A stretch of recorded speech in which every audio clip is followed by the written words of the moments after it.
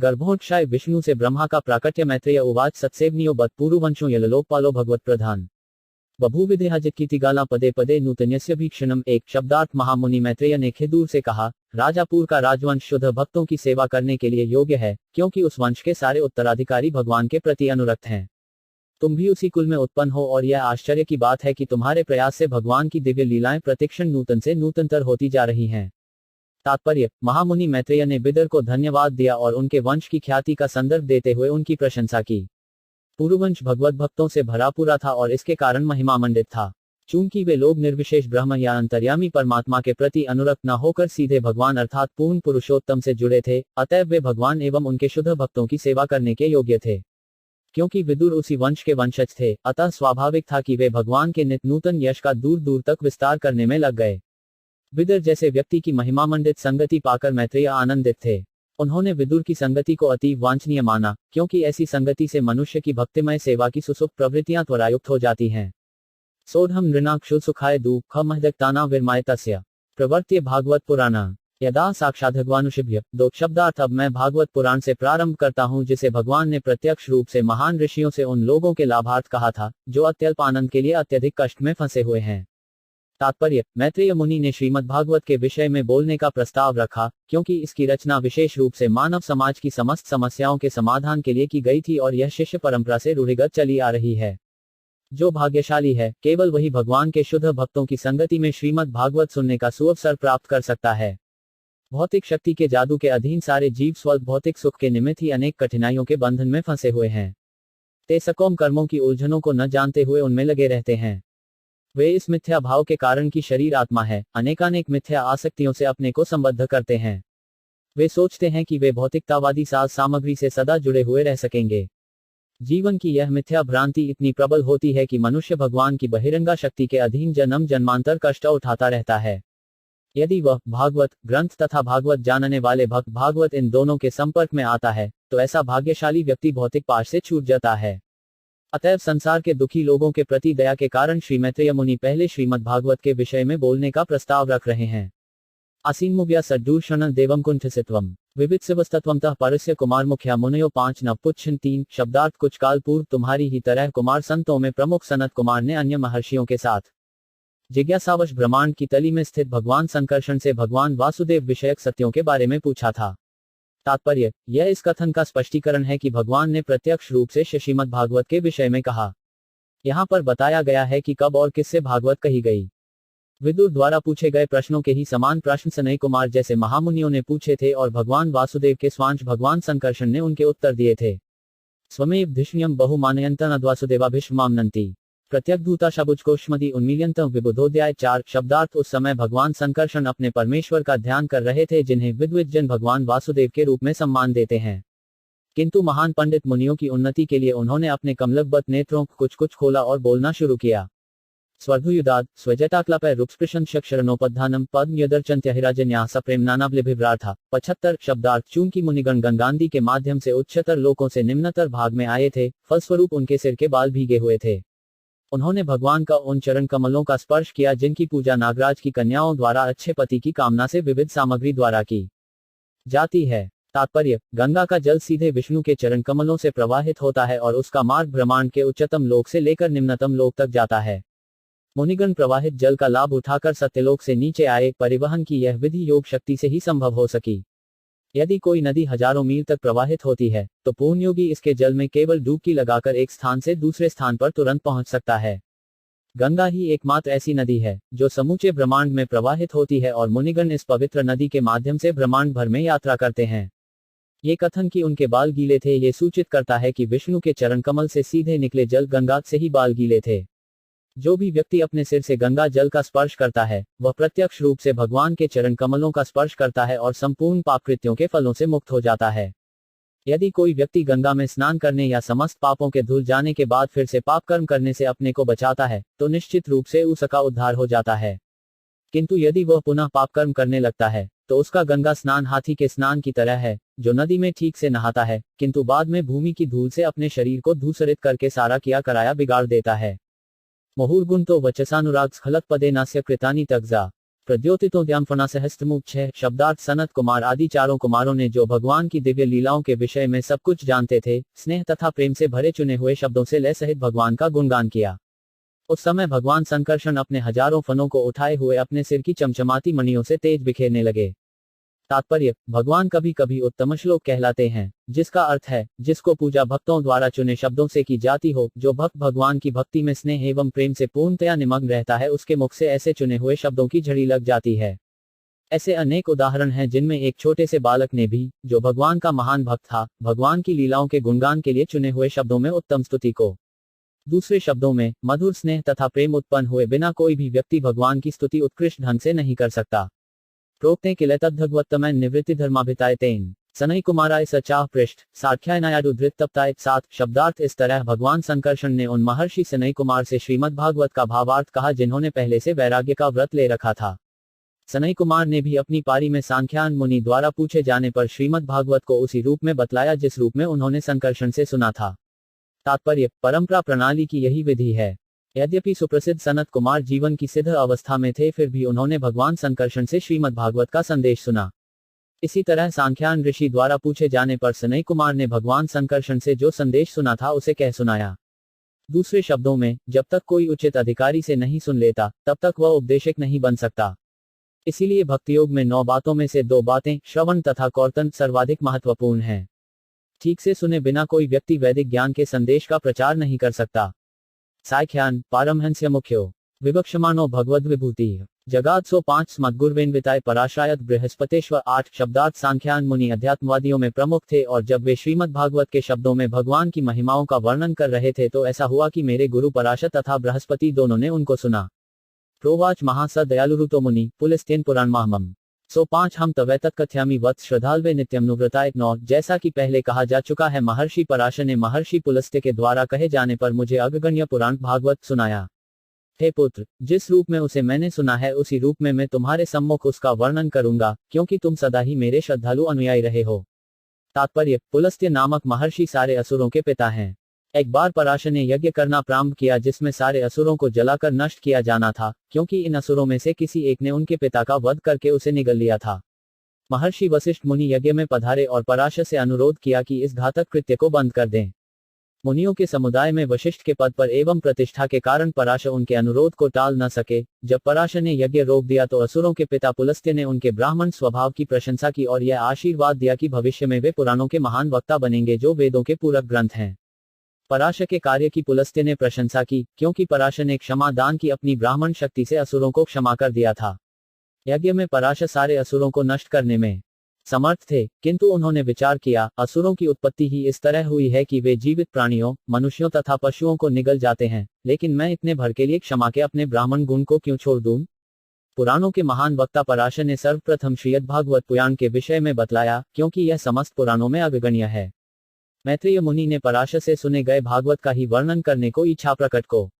वह दूर इसको सुनने के पात्र थे, क्योंकि वे श्रद्धालु थे तथा अपने वरिष्ठ जनों से प्राप्त उपदेशों का पालन करने वाले थे। इस तरह श्रीमद् भागवत अनादिकाल से शिष्य परंपरा द्वारा व्यासदेव के समय के पहले से ही सुनाया जा रहा था। तथाकथित इतिहास वक्यता पुराणों को केवल कुछ 100 वर्ष प्राचीन बतलाते हैं, किंतु वास्तविकता तो ये है कि पुराण अनादिकाल से संसारी लोगों तथा चिंतनशील दार्शनिकों की समस्त ऐतिहासिक गणनाओं से बहुत पहले विद्यमान थे। उदिलूत विश्वमिदम अहिंतल्पैधिशयान 1 कृतिक्षण स्वात्मर्तो निरीह 10 शब्दार्थ। उस समय जब तीनों जगत जल में निमग्न थे तो गर्भोक्षाय विष्णु महान सर्प अनंत की अपनी शैया में अकेले लेटे थे। यद्यपि वे अपनी निजी अंतरंगा शक्ति में सोए हुए लग रहे थे और बहिरंगा शक्ति के प्रभाव से मुक्त थे, किंतु उनकी आंखें पूर्णतया बंद नहीं थीं। तात्पर्य, भगवान अपनी अंतरंगा शक्ति द्वारा सतत दिव्य आनंद लेते हैं, जबकि बहिरंगा शक्ति विराट जगत के प्रलय के समय निलंबित कर दी जाती है। सोड 5 नतः शरीरदर्पित भूत सूक्ष्म कालात्मिका शक्तिमुदीरयान उवास तस्मिन् सलिले पदे स्वे यथानलो दारुणी रुद्रवीर्य 151 शब्दार्थ। जिस तरह ईंधन के भीतर अग्नि की शक्ति छिपी रहती है, उसी तरह भगवान समस्त जीवों को उनके सूक्ष्म शरीरों में लीन करते हुए प्रलय के जल के भीतर पड़े रहे। वे काल नामक स्वतः अर्जित शक्ति में लेटे हुए थे। तात्पर्य, जब तीनों लोक ऊर्ध्व, मध्य तथा अधोलोक प्रलय के जल में निमग्न हो गए तो तीनों लोकों के जीव काल नामक शक्ति के द्वारा अपने सूक्ष्म शरीरों में पड़े रहे। इस प्रलय में स्थूल शरीर अप्रकट हो गए, किंतु सूक्ष्म शरीर स्थित रहे, जिस तरह भौतिक सृष्टि का जल पड़ा रहता है। इस तरह भौतिक शक्ति पूर्णतया शेष नहीं हुई, जैसा कि भौतिक जगत के पूर्ण प्रलय में होता है। चतुर्युगाना च सहस्रमप्पु स्वपन स्वयोदिरितया स्वशक्त्या कालाख्या साधित कर्मतंत्रो लोकान्पितांदशे स्वदेहिक 12 शब्दार्थ। भगवान अपनी अंतरंगा शक्ति में 4000 युग चक्रों तक लेटे रहे और अपनी बहिरंगा शक्ति से जल के भीतर सोते हुए प्रतीत होते रहे। जब सारे जीव कालशक्ति द्वारा प्रेरित होकर अपने सकौम कर्मों के आगे के विकास के लिए बाहर आ रहे थे तो उन्होंने अपने दिव्य शरीर को नीले रंग का देखा। तात्पर्य: विष्णु पुराण में कालशक्ति का उल्लेख अविद्या के रूप में हुआ है। कालशक्ति के प्रभाव का लक्षण यह है कि मनुष्य को सकौम फलों के लिए भौतिक जगत में कार्य करना होता है। भगवद गीता में सकौम कर्मियों को मूढ़ या मूर्ख कहा गया है। ऐसे मूर्ख जीव कुछ क्षणिक लाभ के लिए शाश्वत बंधन के अंतर्गत कार्य करने के लिए अत्यधिक उत्साहित रहते हैं। यदि कोई व्यक्ति अपने बाद अपने बच्चों के लिए प्रभुत संपत्ति छोड़ पाता है तो वह अपने जीवन में अपने को अतीव चतुर समझता है और इस क्षणिक लाभ को पाने के लिए वह सारे पाप कर्मों का जोखिम उठाता है। उसे इसका ज्ञान नहीं रहता कि ऐसे कार्य उसे भवबंधन की जंजीरों से हमेशा के लिए जकड़ कर रखेंगे।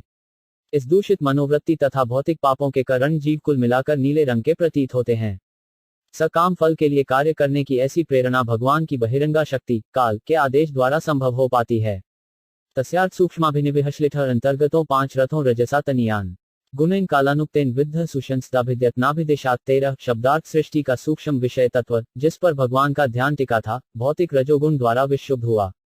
इस तरह से सृष्टि का सूक्ष्म रूप उनके उदर नाभि से बाहर निकल आया।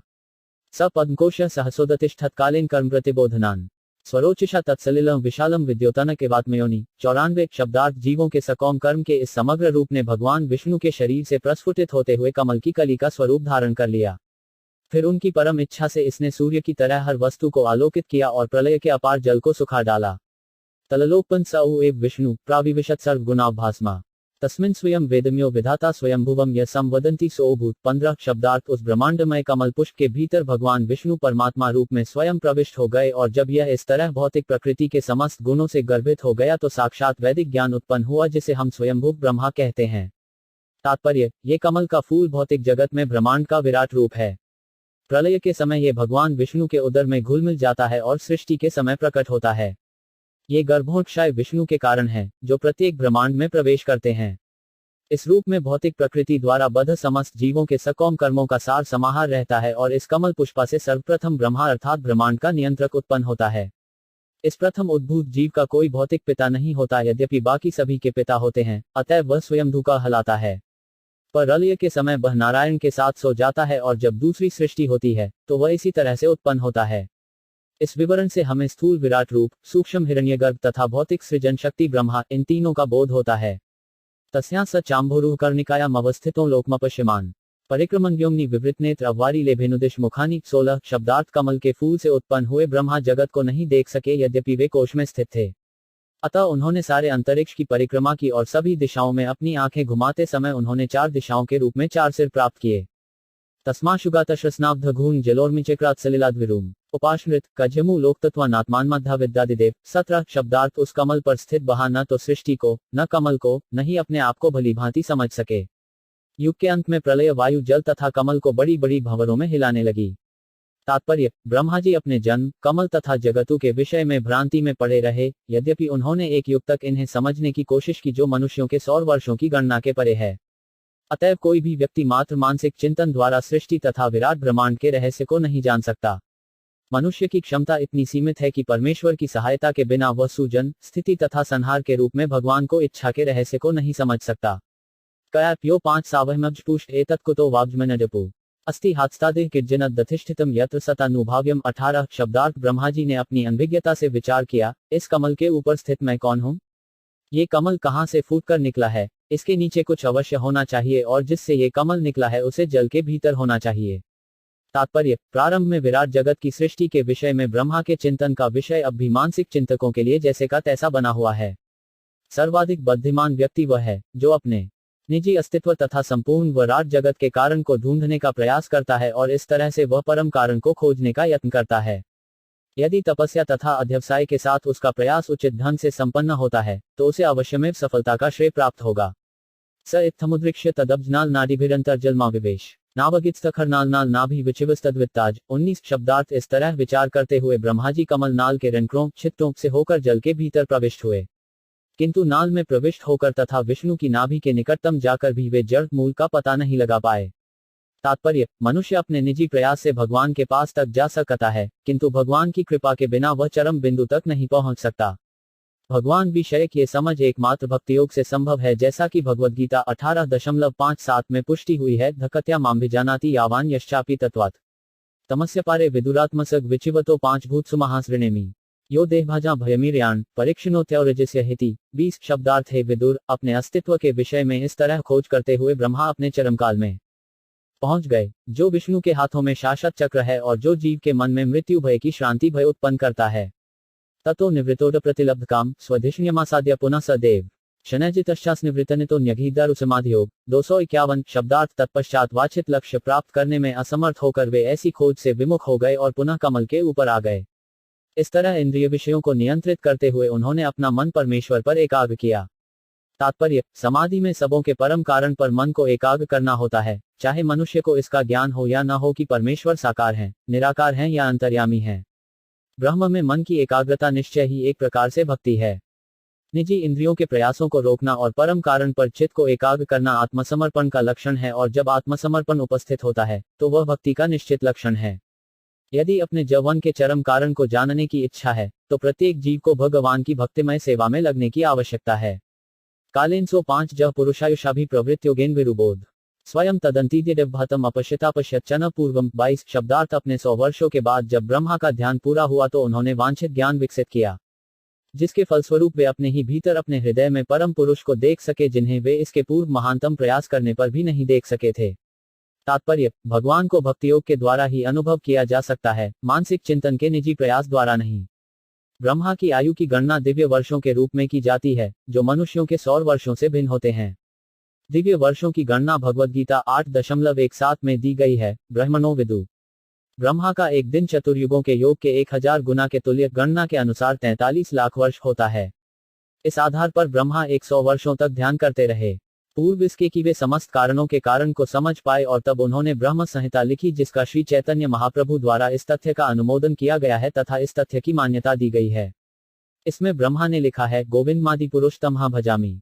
इसके पूर्व की मनुष्य भगवान की सेवा कर पाए या उन्हें यथारूप जान पाए, उसे भगवान को कृपा की प्रतीक्षा करनी होती है। मृणाल गौराय शिष्य भोग पर्यद्धु एकम पुरुष शानम।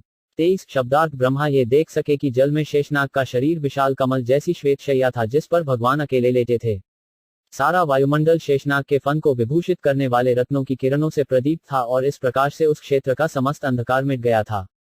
प्रेक्ताक्षिप्त हरितोप्लादि संध्याधिनिवेरोरुक्ममूर्धन तत्नोद्धर औषधिसौमनस्य वनस्त्रजो वेणुजाट पद्रीपाख्य। 24 शब्दार्थ भगवान दिव्य शरीर की कांति मूंगे के पर्वत की शोभा का उपहास कर रही थी। मूंगे का पर्वत संध्याकालीन आकाश द्वारा सुंदर ढंग से वस्त्राभूषित होता है, किंतु भगवान का पीतवस्त्र उसकी शोभा का उपहास कर रहा था। इस पर्वत की चोटी पर स्वर्ण है, किंतु रतजटित भगवान का मुकुट इसकी हंसी उड़ा रहा था। पर्वत के झरने, जड़ी बूटियां आदि फूलों के दृश्य के साथ मालाओं जैसे लगते हैं, किंतु भगवान का विराट शरीर तथा उनके हाथ पांव रत्नों, मोतियों, तुलसीदल तथा फूलमालाओं से अलंकृत होकर उस पर्वत के हर्ष का उपहास कर रहे थे। तात्पर्य, प्रकृति का दृश्यात्मक सौंदर्य जो सबों को चकित करता है, भगवान के दिव्य शरीर का विकृत प्रतिबिंब माना जा सकता है।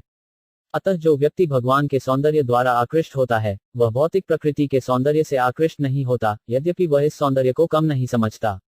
भगवद्गीता 2.59 में वर्णन आया है कि जो परम द्वारा आकृष्ट है, वह अन्य किसी निकृष्ट वस्तु द्वारा आकृष्ट नहीं होता। आयाम तो विस्तृत स्वमान देहन लोकत्रसिण ग्रहण विचित्र दिव्याभरणान शुकाना कृतश्यापान ऋत्वेश देहम। 25 शब्दार्थ उनके दिव्य शरीर की लंबाई तथा चौड़ाई असीम थी, और वह तीनों लोकों उच्च, मध्य तथा निम्न लोकों में फैली हुई थी। उनका शरीर अद्वितीय वेश तथा विविधता से स्वतः प्रकाशित था और भली भांति अलंकृत था। तात्पर्य, भगवान के दिव्य शरीर को लंबाई तथा चौड़ाई उन्हीं के प्रमाप से मापी जा सकती है, क्योंकि वे संपूर्ण विराट जगत में सर्वव्याप्त हैं। भौतिक प्रकृति की सुंदरता उनकी निजी सुंदरता के कारण है, फिर भी वे अपनी दिव्य विविधता को सिद्ध करने के लिए सदा भव्य वेश धारण करते हैं और अलंकृत रहते हैं, जो आध्यात्मिक ज्ञान की प्रगति के लिए अत्यधिक महत्वपूर्ण है। पुंसा स्वकामाय विविक्त मार्गे रभ्यर्थस्तान कामदुघार्धिपदाम प्रदर्शयंत कृपया नखेंदु मयूखभिनाडुलिचारुपत्रम। 26 शब्दार्थ भगवान ने अपने चरण कमलों को उठाकर दिखलाया। उनके चरण कमल समस्त भौतिक कल्मश से रहित भक्तिमय सेवा द्वारा प्राप्त होने वाले समस्त वरों के स्रोत हैं। ऐसे वर उन लोगों के लिए होते हैं जो उनकी पूजा शुद्ध भक्तिभाव में करते हैं। उनके पांव तथा हाथ के चंद्रमा सहर्ष नाखूनों से निकलने वाली दिव्य किरणों की प्रभा छठा फूल की पंखुड़ियों जैसी प्रतीत हो रही थी। तात्पर्य, भगवान हर एक की इच्छाओं की पूर्ति उसकी इच्छानुसार करते हैं। शुद्ध भक्तजन भगवान की दिव्य सेवा प्राप्त करने में रुचि रखते हैं, जो उनसे अभिन्न होती है। अतएव भगवान ही शुद्ध भक्तों की एकमात्र इच्छा है और भक्ति उनकी कृपा प्राप्त करने की एकमात्र निष्कलुष विधि है। भक्ति समृत सिंधु 1.1.11 में श्री जीव गोस्वामी कहते हैं कि शुद्ध भक्ति ज्ञान कर्मार्चनावृतम है। शुद्ध भक्ति में ज्ञान तथा सकौम कर्म का लेश भी नहीं रहता। ऐसी भक्ति शुद्ध भक्त को उच्चतम फल अर्थात पूर्ण पुरुषोत्तम भगवान कृष्ण का प्रत्यक्ष सानिध्य दिलाने में समर्थ है। गोपालवापनी उपनिषद के अनुसार भगवान ने अपने चरण कमल की कई हजार पंखुड़ियों में से एक का दर्शन कराया। कहा गया है, ब्राह्म गो सवनवरत में ध्यात सुत पराधनते सो बुद्ध्यत गोपवेशों में पुरस्तात आविर्क्षु। लाखों वर्षों तक तपस्या करते रहने पर अब ब्रह्मा जी गोपबाल वेशधारी श्री कृष्ण के रूप में भगवान के दिव्य स्वरूप को समझ पाए। इस तरह उन्होंने अपने अनुभवों को ब्रह्म संहित में सुप्रसिद्ध स्तुति गोविंदे आदि पुरुषं तगहम भजामी में अंकित किया है। मुखेन लोकार्तिह स्मितेन परिस्फुरत कुंडल मंडितेन शोनायतेनाधरबिंब भाषा प्रत्ययंत सुनसेन सुपवात 27 शब्दार्थ। उन्होंने भक्तों की सेवा भी स्वीकार की और अपनी सुंदर हंसी से उनका कष्ट मिटा दिया। कुंडलों से सज्जित उनके मुख का प्रतिबिंब अत्यंत मनोहारी था, क्योंकि यह उनके होठों की किरणों तथा उनकी नाक एवं भौहों की सुंदरता से जगमगा रहा था।